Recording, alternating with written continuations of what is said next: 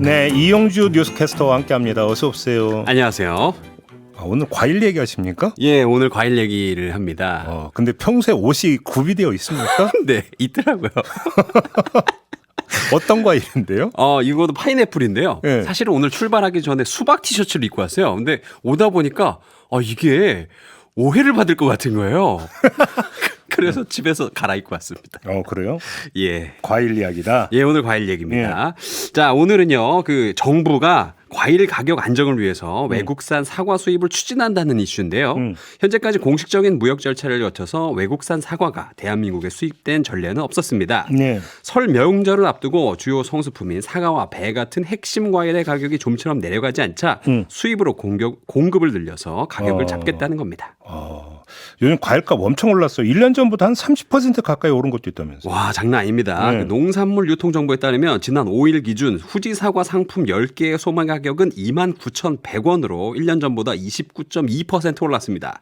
그리고 특등급 사과인 홍로 같은 경우에는 10개에 39,34원으로 1년 전에 비해 7%나 오른 것으로 조사됐는데 실제로 지난달 가락시장에서 이 거래된 가격은 63,000원이었습니다. 심지어 지난 추석 때는요.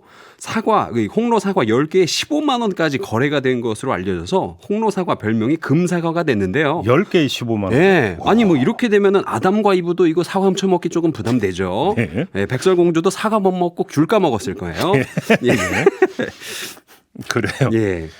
이게 그러니까 이 과일 값이 오르는 이유가 있잖아요. 예, 그렇죠. 이게 사과 가격이 급등한 게 이 생산량이 실제로 줄고 있습니다. 사과는 봄철 개화 시기가 한 해 농사를 결정지을 만큼 굉장히 중요한데요. 근데 작년에는 3월부터 고온이 나타나면서 사과꽃이 일찍 피었습니다. 네. 그리고 곧 기온이 다시 급락하면서 냉해 피해를 본 농가가 많았고요. 여기에 여름철 집중호우, 과일을 또 썩게 만든 탄저병 이런 악재도 막 겹쳐서 그러니까요. 올해 사과 생산량이 39만 4천 톤으로 전년도보다 30% 감소한 것으로 나타났습니다. 근데 이런 요인들이 올해라고 해서 그러니까 달라지겠느냐 또 이런 얘기가 따라붙는 거 아니겠어요? 예, 맞습니다. 이 장기적으로 본다면 상황 점점 악화될 것으로 보이는데요. 농촌진흥청에 따르면 사과 주요 생산지로 통하던 대구, 경북 지역의 올해 사과 재배 면적은 30년 전보다 44% 줄었습니다. 네. 반면 같은 기간 강원도의 사과 재배 면적은 3배가량 늘었는데요.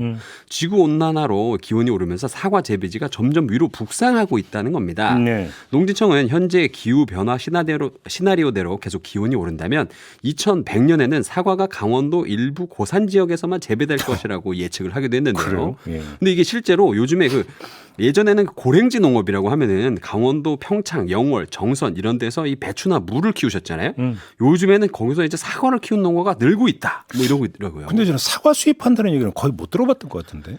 예전에 한번 시도는 했었는데 안 했고요. 예. 이번에 처음인데요. 예. 근데 이게 사과가 사실 명절 최고 인기 상품이잖아요. 차례상, 제사상, 그럼요. 성묘상 막 다 올라가고. 무조건이죠, 무조건. 그리고 또 하루에 사과 한 개씩 먹으면 의사랑 친추 안 해도 된다. 이런 말이 있을 정도로 우리 생활과 밀접한 관련이 있는 과일이에요. 네. 그래서 장기적인 안목으로 수입을 결정한 것으로 보이고요.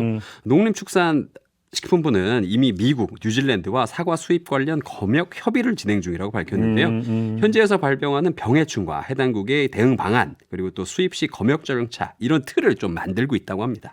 그럼 사과 말고 다른 과일들은? 또 이 과일 가격 안정시키기 위해서 이 사과를 대체할 다른 과일의 수입을 확대하겠다고도 밝혔습니다. 네. 수입 과일 유통 가격을 낮추기 위해서 관세도 면제하거나 인하하기로 또 결정을 했는데요. 바나나, 파인애플, 망고, 자몽, 오렌지, 아보카도 이 6개 품목에 한해선 수입 관세율을 기본 세율보다 낮게 적용하는 할당 관세를 도입한다고 합니다. 이제 기획재정부가 경제 정책 방향을 세우면서 상반기 물가 상승률을 한 2% 예. 잡겠다 이렇게 이제 했었는데 이게 상당히 어차피 연관이 되는 거잖아요. 네, 당연히 연관이 있습니다. 우리 과일 싸게 먹으려고 이러는 거 아니고요. 사과 가격이 소비자 물가지수 가중치가 크기 때문입니다. 사과가 이 전기요금에 이어서 물가 영양 품목 2위에 올랐던 적이 있습니다. 네. 때문에 설을 앞두고 이 사과 가격이 다시 폭등한다면 정부의 물가 안정 노력이 통계 지표에서는 희석 왜곡돼서 보일 수 있어서 당국도 굉장히 고심을 하고 있는 걸로 보입니다. 근데 이제 문제는 농가 반응이잖아요. 농가는 또 울상 아니겠습니까? 그렇죠. 이 농업인 단체분들이 많이 화가 나셨는데요. 수입에 의존한 단기 농축산물 수급 정책은 자칫 국내 농업 생산 기반 동기를 초래할 수 있다고 비판하고 나섰습니다. 네네. 하지만 이 전문가들은 기후 변화로 인해서 농산물 가격 변동폭이 커지고 국내 생산 기반도 흔들려서 수입을 할 수밖에 없는 상황이라면서 국내산 사과에 대한 선호도가 높다고 가정하면 사과 수입을 허용하더라도 전체 농업 부분에 미친 영향 미미할 것으로 분석됐다. 이런데 사실은 국내 사과 많이 먹으라는 이야기인 것 같습니다. 알겠습니다. 예, 자, 오늘 이 정도로 하죠. 수고하셨습니다. 감사합니다. 이용주 캐스터와 함께했습니다.